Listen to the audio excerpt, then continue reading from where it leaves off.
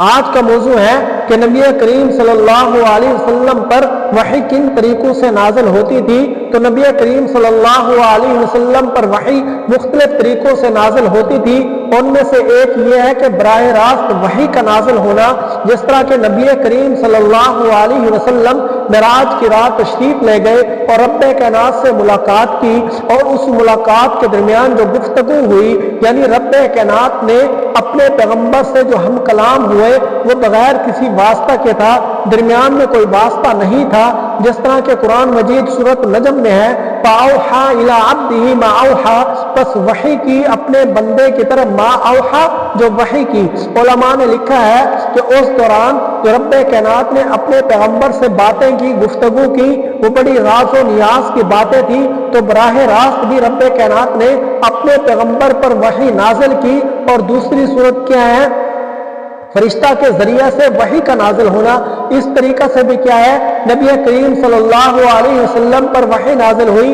حضرت جبرائیل علیہ السلام اللہ تعالیٰ کے حکم سے اللہ کا پیغام لے کر نبی کریم صلی اللہ علیہ وسلم کے پاس تشریف لاتے، اور حضرت جبرائیل علیہ السلام کبھی تو انسانی شکل میں نبی کریم صلی اللہ علیہ وسلم کے پاس تشریف لاتے تھے اور اللہ کا پیغام پہنچاتے تھے، اور کبھی کیا غیر مرئی طور پر اللہ کا پیغام لے کر آتے اور نبی کریم صلی اللہ علیہ وسلم کو پہنچاتے تھے، جس طرح کہ قرآن مجید سورۃ النحل میں ہے۔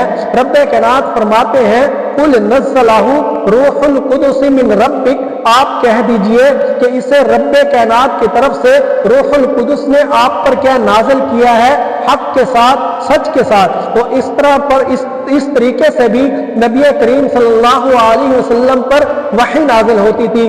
اور تیسرا طریقہ کیا ہے؟ القاء یا الہام، یعنی رب کائنات اپنے نبی کے دل میں بات ڈال دیتے تھے، اور وہ بھی کیا ہے؟ وحی ہوتی تھی جو رب کائنات اپنے نبی کے دل میں بات ڈال دیتے تھے، جسے القاء یا الہام کہتے ہیں۔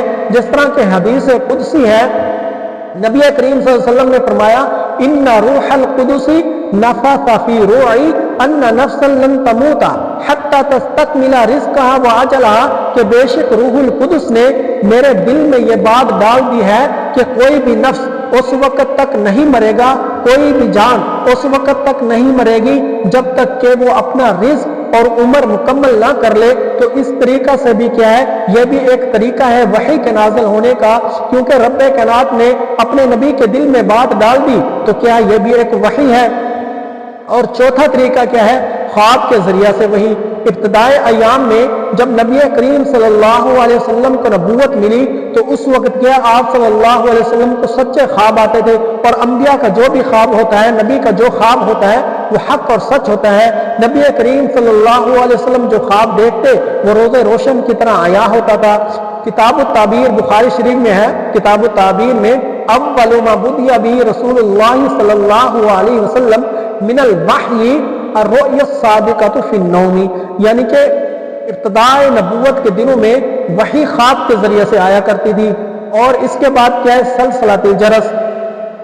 نمبر 5، گھنٹی کسی آواز آتی تھی، یعنی کہ جب نبی کریم صلی اللہ علیہ وسلم پر وحی نازل ہوتی تو اس وقت گھنٹی کسی آواز آتی تھی۔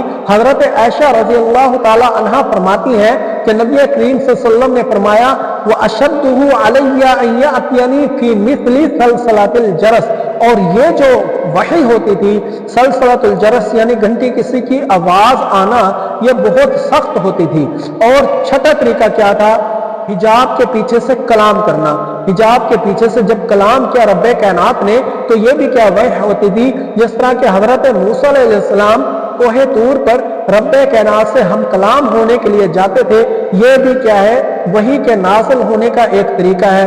اب جب وحی نازل ہوتی تھی تو اس وقت آپ صلی اللہ علیہ وسلم کی کیفیت کیسی ہوتی تھی، اثرات کیا ہوتے تھے؟ تو علماء لکھتے ہیں کہ حدیث کی کتابوں میں ہے کہ جب نبی کریم صلی اللہ علیہ وسلم پر وحی نازل ہوتی تو سخت سردیوں کے دنوں میں آپ صلی اللہ علیہ وسلم کو پسینہ آ جاتا تھا، اور جب نبی کریم صلی اللہ علیہ وسلم اونٹ پر سفر کر رہے ہوتے تو اس وقت وحی نازل ہوتی تو اونٹ کیا اس وحی کا وزن برداشت نہ کر سکتا تھا، بلکہ بیٹھ جاتا تھا۔ اور کیا ہے؟ وہی جو ہے حضرت صلی اللہ علیہ وسلم انتہائی تیسری صورت کے اندر انتہائی سکون اور خشیت کے اندر کیا ہوتے تھے۔ تو اس طریقہ سے آپ صلی اللہ علیہ وسلم پر وحی نازل ہوتی تھی۔ اللہ تعالیٰ کیا ہے ہمیں سمجھنے کی توفیق عطا فرمائے۔ وما علینا الا البلاغ۔